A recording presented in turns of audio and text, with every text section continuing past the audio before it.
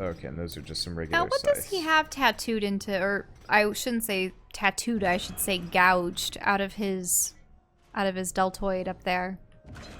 Shoulder. Don't know. We can take a look at it in a second. Yeah, I want to take a look at that symbol, because I'm wondering if it's almost reminiscent of the symbol that we have seen painted in blood in the corridor. Can you... No. It's upside down, though. It's got wings. It's him with the, it's his, like, real version. Okay. With the big bone wings. Oh, okay. I'm just making sure it wasn't the red symbol upside down. No. No, they're separate looking. I mean, I could get out the art book and see. Maybe. Okay, we should probably... Yeah, you could look at that. Let's question.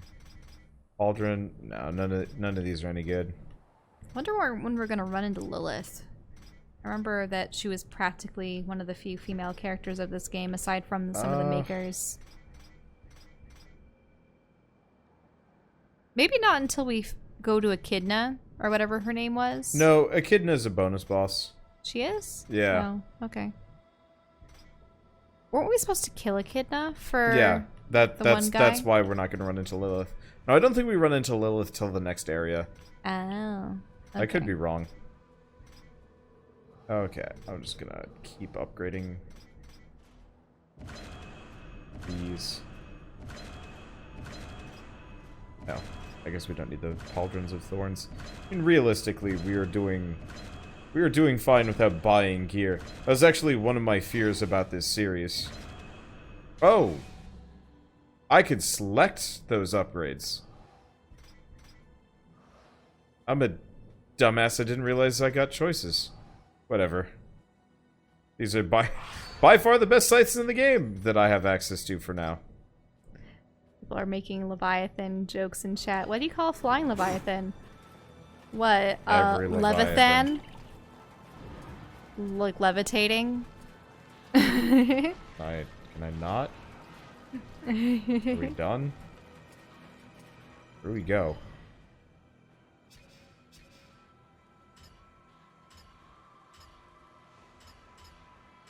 I guess we go up. You probably have to crawl your way out, yeah. Let's see, I could load a save, couldn't I? Maybe?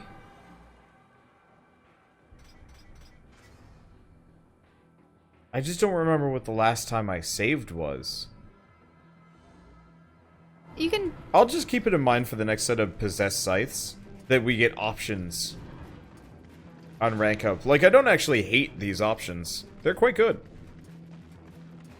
I just noticed that there were 3 options at one point. I'm like, oh. So you did beat the champion, so you talked to the counselor, or whatever his name is. Chancellor. Oh, you know, that's probably right. Well, I've proved myself. It looks, yeah, return the skull to the Eternal Throne.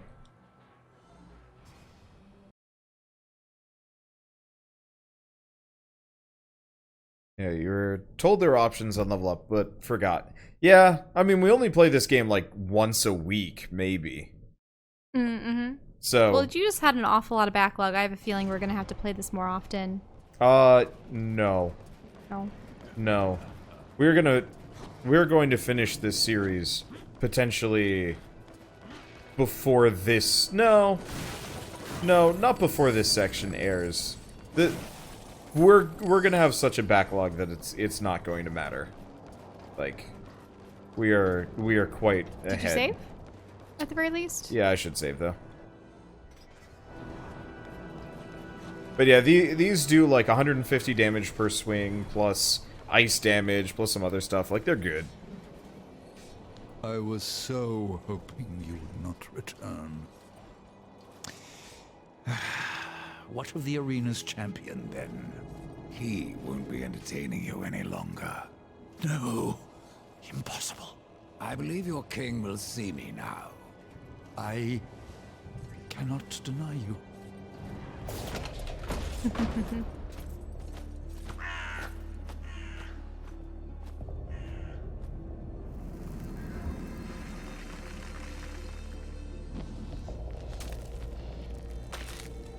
stink of the living, Horseman, of souls long overdue. You are not welcome here. Pity. I was starting to enjoy the atmosphere. Then you have not been here long. Billions of souls crowd my kingdom. All of humanity wailing for vengeance. But I see you are already familiar with such music. What would you have of me, Horseman? Show me the way to the Well of Souls. And what do you seek there? Power over life and death? Or do you hope for absolution, Kinslayer? I wondered where the souls of your brethren had gone, for they never passed through my realm. Your realm hardly needs more subjects. True. Yet I must face this rabble without the lords who serve me. That's not my concern. Make it your concern, and I will grant your request. Find my 3 dead lords, and wake them from their slumber. This will bend them to your will. Return the lords to me, that they might share my burden. I love the texturing in this game. Interdiction. Power to command dead lords in the abyssal plains. I thought that they were going to be the Dread Lords, but I suppose it makes sense that they're the Dead Lords. Hey, that symbol looks awfully close to the one that I made for Grave of Man. Except, like, the circles have to be inset more. And then, like, the lines going out. Okay. So he's saying that there's just an overload of all the souls of humans that had perished because of the premature apocalypse, and Ragnarok. His people are being lazy. Alright, let's fast travel here. So I don't know if I've done this. Well, good. It's brand new.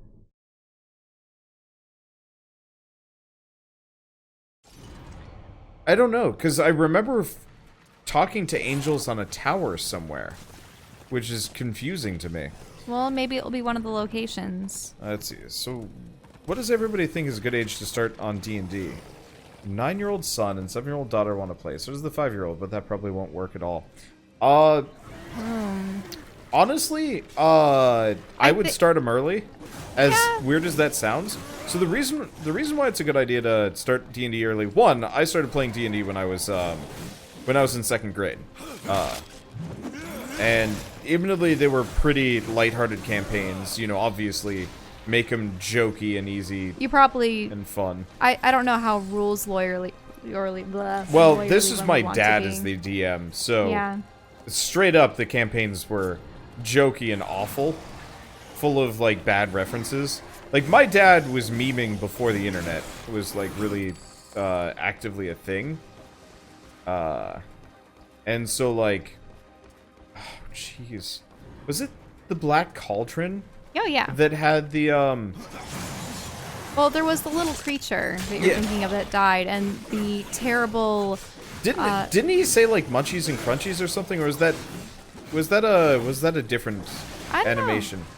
Effectively, my dad always had this NPC that was a reference to some movie that he probably thought my brother and I loved or something, but he would always like. The only thing he'd ever say was like munchies and crunchies and like maybe some other stuff. And he was just like obsessed with not like eating people or anything like that, but just like food. And it was charming enough. But I got older and I was like, meh, less interested. But no, realistically, for starters, D&D is amazing for your basic math skills and reading. Yeah, look at that. Look at that. No. No, it is. It's the... Oh, those are the two serpents and the ship. Yeah, but they have nothing to do They're similar to his scarification, Raven, but it's yeah. not. It's not the same. Yeah, it is the Black Cauldron. Okay, Okay. It is the Black Cauldron. Thought so. Yeah, for whatever reason, my dad was obsessed with including that character. Black Cauldron was supposedly from the Dark Times. But of like Disney animation. Dungeons and Dragons is a great socialization tool. Obviously, well, it should be obviously. It's essentially what one would have with, say, make believe or role play. Like, Yeah, just, it's great for imagination.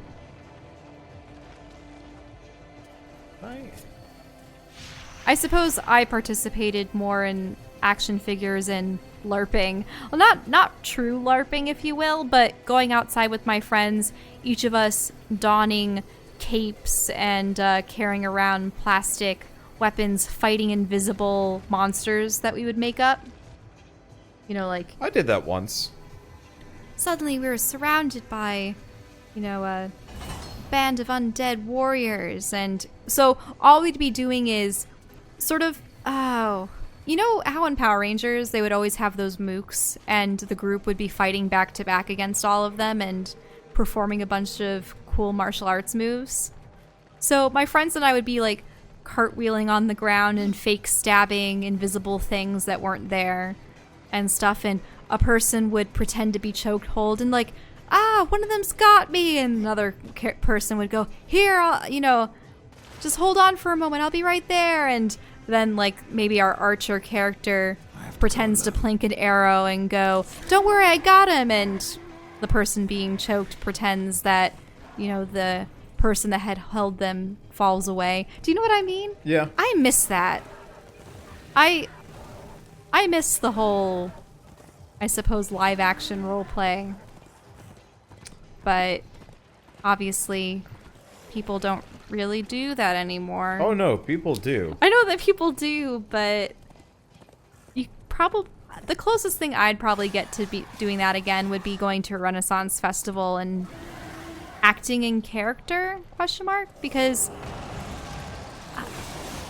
at least at the Renaissance festival my friends and I would attend to, all the people employed by the festival itself are dressed in costume and actually stay in character. And I remember coming dressed as a fawn. I absolutely love fawns. So I had the horns and the long fuzzy ears, and I sort of made it look like I had the whole like cloven feet and just more patches of fur and such, and then sort of like druidy gear. It was a lot of like leather leaves that I'd cut out, and a bunch of sort of purple and green and red leathers and suedes and stuff. It was a really fun costume. I liked that. I had a leftover portion of a white wig that I also used under a hood with the horns and stuff. It was pretty neat. But unfortunately, it invited probably the wrong kind of attention, because there were the guys that were in character as Renaissance Festival, well, Renaissance era, like lords and stuff, and they were questioning what manner of creature I was. And it was just bizarre.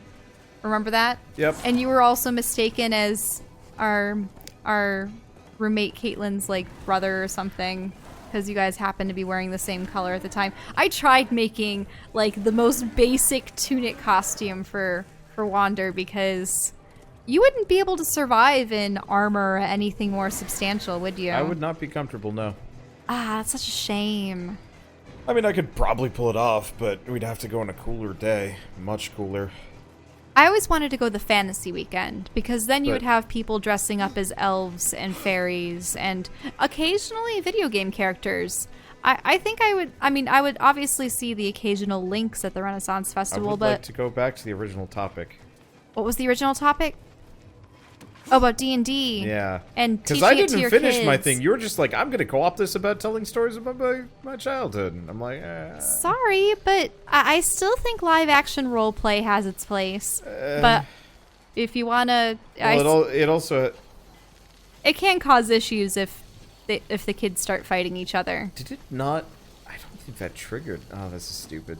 Alright, so the other thing that I was going to talk about is kind of socialization. So, Dungeons and Dragons was, kind of what brought my neighborhood together, as weird as it sounds. So I played D&D with my dad first. Well, no, okay, I've told this story, like, many times. But effectively, I played Dungeons and Dragons first. Well, no, I watched my friends play Dungeons and Dragons. I think they were playing first or second edition or something like that, but effectively, they were just fighting a bugbear on a grid. That's all I remember. And I was like, whoa, that's so cool. You know, kind of this complicated rule set, role-playing game kind of situation.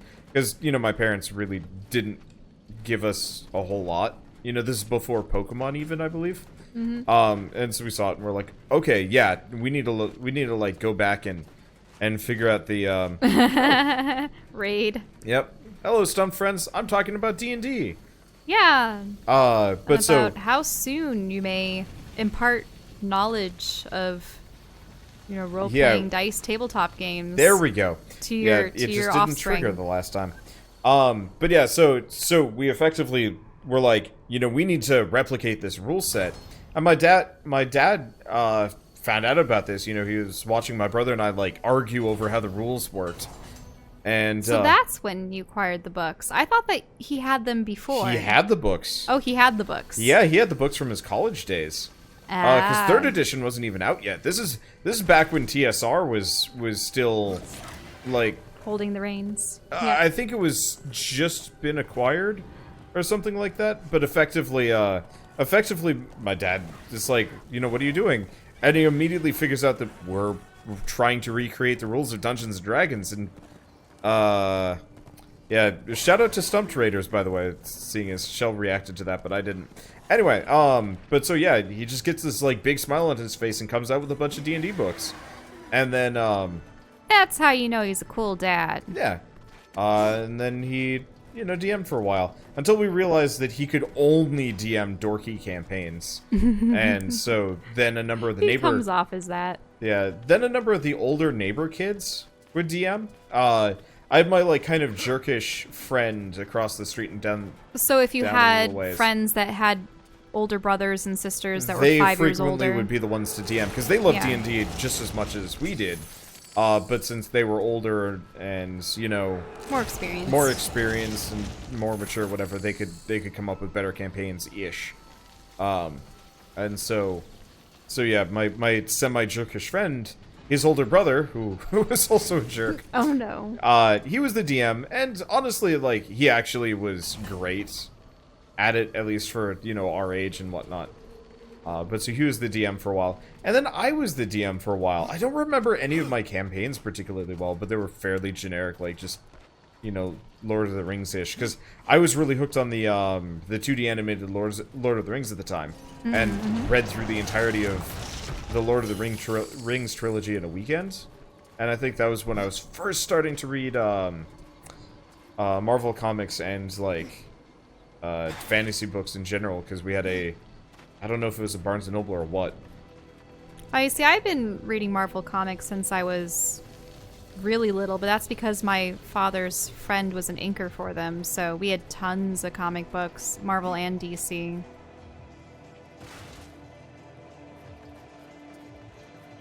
Your dad and you never got along until he revealed his massive Magic the Gathering card collection. Got to see a whole new side of him. Yeah, parents with hobbies are cool. It always disappoints me when I see, like, boring parents that just, like, read, like, the news and then go to bed. Yep. Like, I actively try and get my dad into video games so he has something else to do. Otherwise, I think he just reads trashy fantasy novels. They're trashy. He does have like my dad interesting tastes when it comes to what he picks up from the used bookstore. My dad got me into a lot of stuff the wrong way. He did D&D right, but he got me into manga by handing me Ranma. Ranma one That half. was so weird. Like, I read, like, hundreds of volumes of Ranma because there was that much. And for whatever reason, my local library had the entire collection.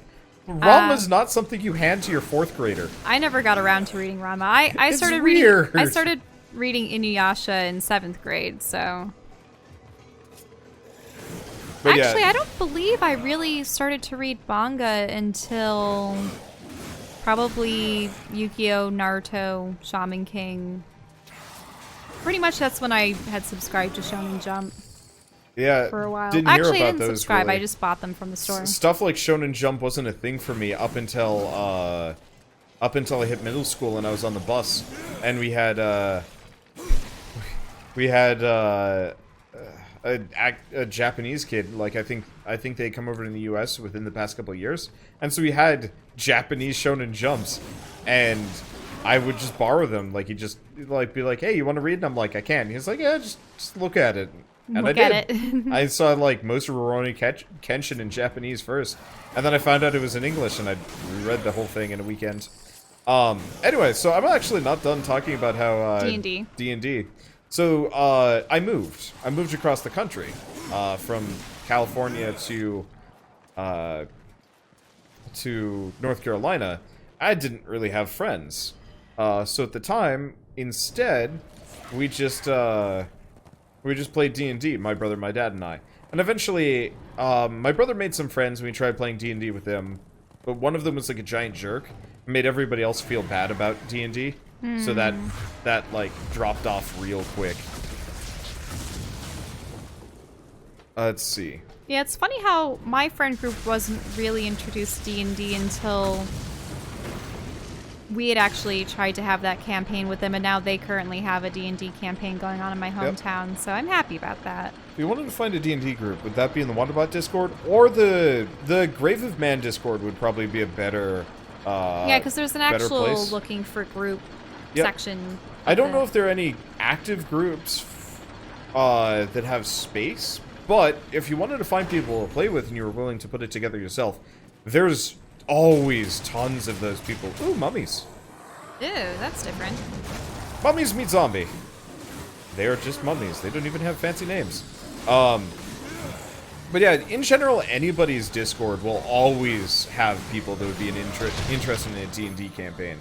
Like, not gonna lie, I've had more people ask me to play D&D, or how to find a group, than I've seen, like, putting together groups. And so, like, DMing is not easy, but if you want to play D&D, just bite the bullet, put together a campaign yourself. It's not easy, but it's not actually that hard either. And I know that I've never experienced this before yet, but there are also the pre-made... Yeah, pre-mades work. Yeah, You like should if be, it's your first experience, I suppose there are those pre-made little campaigns that Wizards of the Coast puts out. Yep. I own a couple of those. I've never played them. I wouldn't mind doing one at some point, but... I'd be a little worried that things would be too by the book. The main problem is it's hard to go off script. Right, that's what I meant, yeah. And so, like, well, you guys, there would be no chance in our campaign to, like, do a pre-made thing, because it would crash and burn so hard. Well, then you have to wonder, is that just because of the players or because of the magic that they have at their disposal? Column A, column B? What I'd actually recommend, there aren't enough of them anymore, in my opinion. But pre-made dungeons are really cool. You know, map, traps, and nothing else. I have no idea what I'm supposed to... Maybe I'm actually just supposed to... Whoop. That blasted. Or are you supposed to do the thing where... I don't know, trying to decide here. Wait. Is there a stalactite or something up above? Oh, Let's you're right, take a look. You're right. There's that weird pillar there. Really? Yeah, I can push it. I think I can. I mean, your crow is currently sitting near it. Yeah. Oh yeah, you can drag it. Yeah. Oh, but... Is there a spot where it's broken, or... Oh, no. It just sort of slid. Slid rather than smashed. Oh, I got it. I know what I'm supposed to do. I was like, how do I get this up to the button? Nope, I'm a moron. You'd love to run your own D&D campaign at some point. I mean, it's not even that much of a time commitment if you're, like, not trying to do anything particularly grandiose. Like, the less role-playing you have to do, the less planning you have to do. Just make a big map. Make it deadly. Or, like I said, pre-made dungeons are great, because you can put whatever you want in a pre-made dungeon. It's just a good framework. The pre-made campaigns are a little bit harder, because that actually involves, like, real roleplay. I should not have done this. Yeah, there's a 1, 2, 3, 4, and 5. Yeah, this probably sets what floor we land on. Oh, or does yeah. it only go up to 4? Leave, Horseman, while you still can.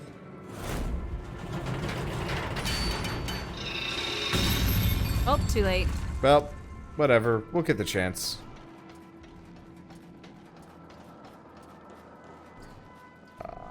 But yes. So I never finished my story. So what ended up happening was we met some friends. My brother's friends played D&D with us for a little while, but it didn't work so hot. You Oh, are so first chapter. close to completing the first yeah, chapter. there's probably more than this. I like how it's more a matter of 1, 2, 3, 4, 5, 6, 7, 8, 9, 10 versus you have found page 1 of chapter 2. Too bad you haven't completed chapter 1. Yeah, I'm sure we'll have to kind of do that. Oh, you can even... Oh, no, never mind. But I made a friend... Okay. Well, there's actually a button below that. That's interesting. Oh, that will not go up. I guess we gotta go through the doors. Is this the one I came through? No, that's the number 1. New and door. It's red. Okay. But so I made a friend, Ben. I'm not gonna say his last name. Ben, if you somehow end up watching this, let me know. I tried finding him on, Facebook, but I never could. Like, he's one of those friends that, his parents were kind of restrictive, so I'm fairly certain he never really, like, had much of an internet presence. And then I could never, ever find him after that. Oh. One of those tome things. Great. But so I met him, and he became our staple D&D player. We mostly did Star Wars D&D at the time. I'd love to be part of a Star Wars campaign at some point, but at the same time, doing your own homebrewy stuff means that you don't have to worry about restrictions and copyright if you're doing a live series.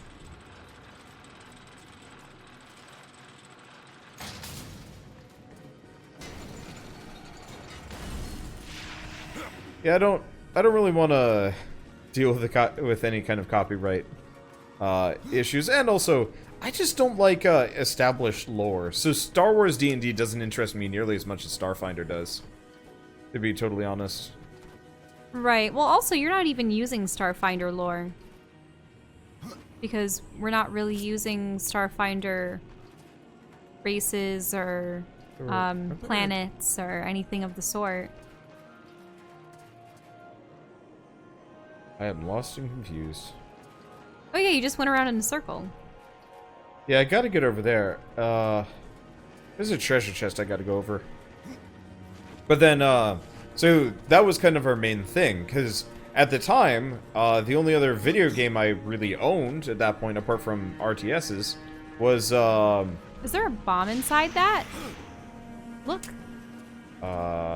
Inside the cage. Oh. Or on the other side of the cage. Yeah, it's so I can pop that over, pop that in. No, there's a treasure chest here. Ah. But so I would play with him, because we didn't have any multiplayer video games. We had Baldur's Gate, but we only had one computer. No, we had two, but one was too old. You know, it could barely run Diablo, let alone anything else. That? I don't know. Okay.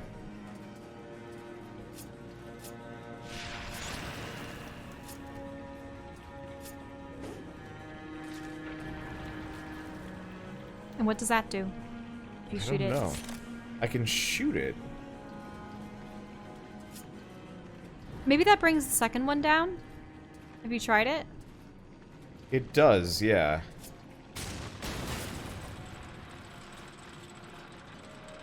Oh. So that you can just port yourself... Oh. Oh, you probably want to do that immediately. No. Like, over there. Like, you stand over there. You punch it just as you leap across. Boop, boop, boop. No, I want to put it on there, and then I think I want to shoot it from over there. Right, that's what I meant. Okay. You shoot it from over there, so that then you can swing yourself across before that second one goes up. Oh, Oh, so now I've got to reset the whole thing, but that's not that big of a deal. You have to reset it, yeah. Have I heard of stars without number? Oh, hey, cool. Well, you can land down here? Apparently so. Well, let's piss off some mummies. Make them all aware of my existence. Thank you very much. I've heard the name Stars Without Number, but I don't know which one that is. Is that a different sci-fi setting? Yeah, I don't know. I was intrigued by... I remember going into various game stores where they had, you know, all the Magic cards and the Yu-Gi-Oh cards and the D&D books and Pathfinder books and such. And I remember seeing Numenera and such. There are a number of other systems out there that would be interesting. And I know that we have the PDF for Vampire the Masquerade, so... Yeah, which is being slowly worked on. Mm-hmm. But no, I've heard of some of the alternate systems. The main problem is just, like, it's hard to want to switch to a different one, to be totally honest. I'm actually looking forward to attempting the Vampire Masquerade system because of the fact that you just roll pools of die 10s. You don't have to worry about a lot of peripheral math. Okay, so I get how this is supposed to work.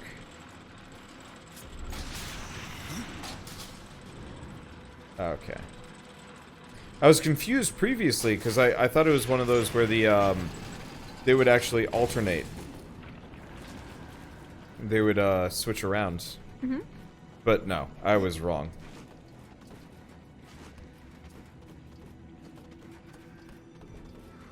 I'm trying to read chat, but unfortunately, I have to like really look in a different direction for this one. All right, let's try this. Okay, get to that one. There we go. Yay! Awesome.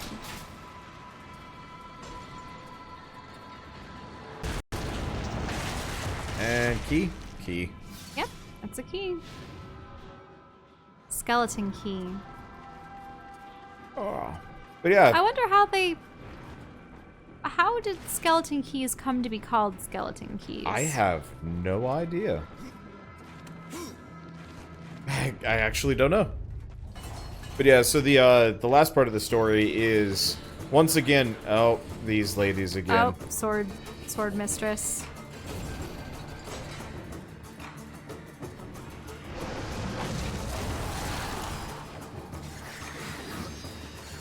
Have fun with my murder minions. For being dead, they still keep their... What, do you want weird horror boobs? Well, I would just think that they would just have bony rib cages. Like, they wouldn't have those there. Oh, good. I have a weapon that heals me, so I can just wail on her and not have to worry about taking damage. Well, that's convenient. I hate these enemies. At least they don't stun lock you like in Darksiders 1.